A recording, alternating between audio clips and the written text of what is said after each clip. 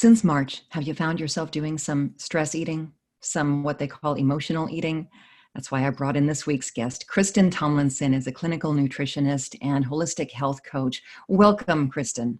Well, thanks, Lisa. Thanks for having me. It seems that this is something we're all dealing with. You know, the news is bad in the world. We don't know when we're really going to come out of this pandemic, and it's a stressful time. It's emotional and it's chemical in nature. So this is why we really want to forgive ourselves. The emotional component to it is, it's always this interaction of our stress and our emotions. And these are hormones that are being manipulated.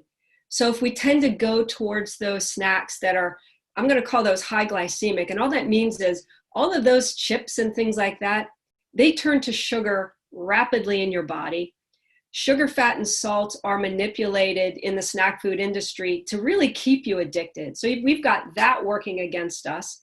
They turn to sugar rapidly, which always makes us want more sugar. And then we add cortisol to the mix, which is stress. And stress causes us to crave these quick sugars so that we feel better. And then that triggers our dopamine, our pleasure center. So that tells our brain, oh, repeat that. I want to keep going. So we do get stuck in a cycle. So it's emotional and it's chemical, and it's that interrelationship. And then if you add menopause or something like that to it, we've got a perfect storm for us women to really get stuck in that cycle. Let's talk solutions. What can you share? Absolutely. So it's really about blood sugar control at the most basic level. Always eat your 3 main meals. So always go for real food first, because what that's going to do is create a state of satiety, a sense of feeling full and satisfied.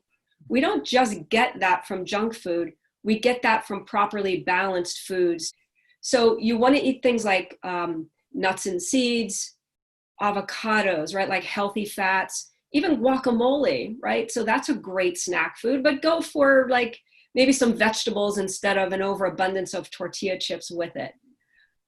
Do things like apple with peanut butter, or even a quick bite of leftovers, right? If you've got leftover chicken and vegetables.